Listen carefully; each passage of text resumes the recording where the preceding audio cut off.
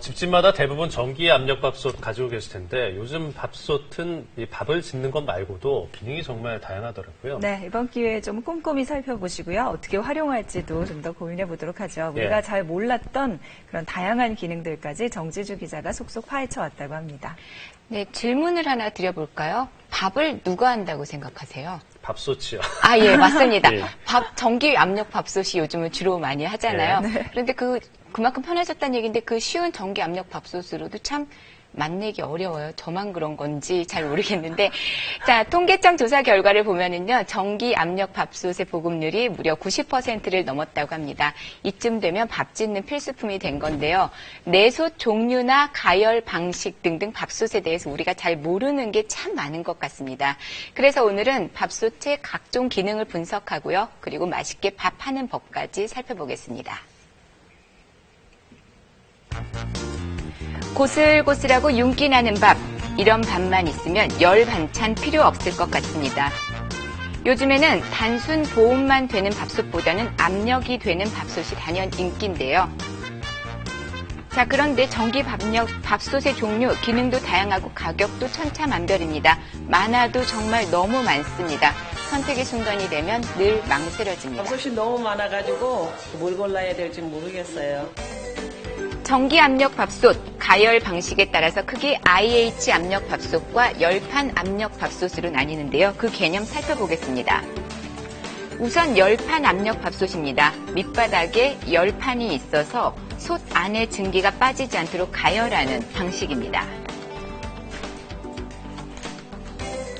IH 압력 밥솥, 전기 코일이 내솥 전체에 둘러져 있어서 통 자체가 직접 가열되면서 밥을 짓는 방식입니다. 열판 압력 밥솥은 가격이 저렴하고 가벼운 게 장점입니다. IH 압력 밥솥은 무겁지만 다양한 요리, 또 찰진 밥을 지을 수가 있습니다. 특히 최근엔 내솥 종류가 다양해지면서 밥맛 선택도 가능해졌습니다. 요즘 쉽게 볼 수 있는 내솥, 곱돌과 무쇠, 그리고 스테인레스 이 세 가지 종류입니다. 천연 자연석인 곱돌로 만든 내솥은 압력과 고열에 잘 견딥니다. 금속 재질의 숟가락이나 주걱, 철 수세미에 긁혀도 손상이 덜한 게 장점입니다. 쉽고 편하게 사용할 수 있는 무쇠는 열 전달력을 좋게 하려고 내솥을 얇게 만들는 게 특징입니다. 그래서 무게도 가장 가볍습니다.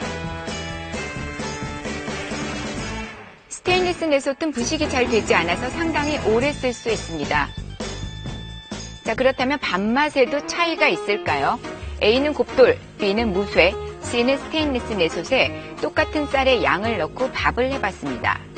밥 짓는 시간은 다른 것은 35분 정도인데요. 곱돌 내솥 50분으로 가장 길었습니다.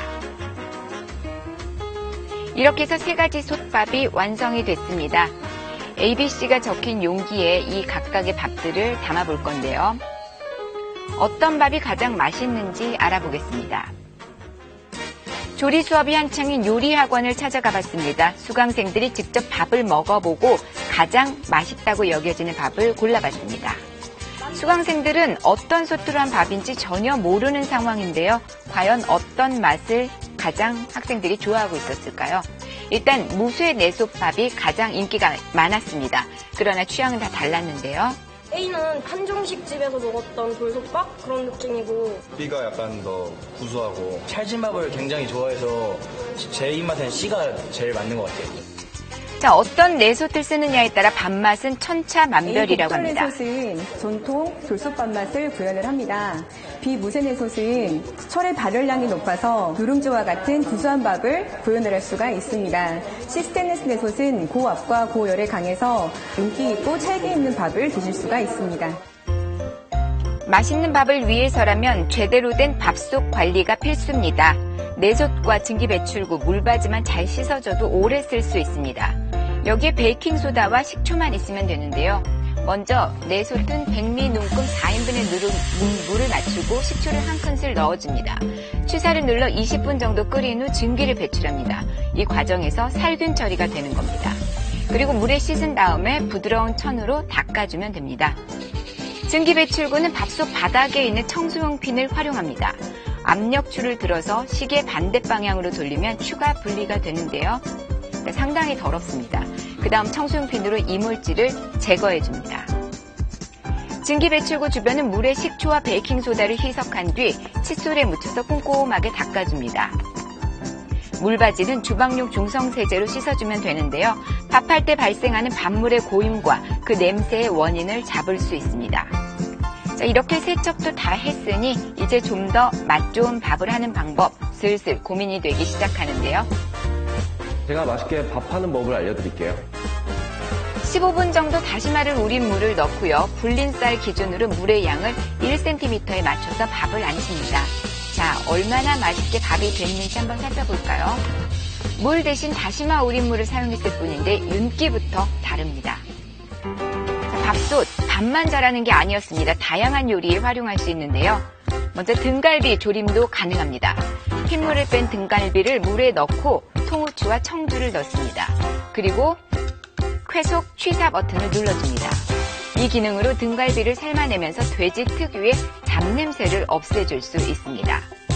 한번 삶아낸 등갈비는 흑초와 올리고당 등으로 만든 양념과 함께 넣어주는데요. 이번에는 찜 기능을 사용합니다. 잡내를 내면서 빼면서 한번 삶아냈기 때문에 20분이면 충분하다고 합니다. 먹음직스런 흑초 등갈비 조림입니다. 매콤달콤한 맛이 매력인 떡볶이도 밥솥 하나면 문제없습니다.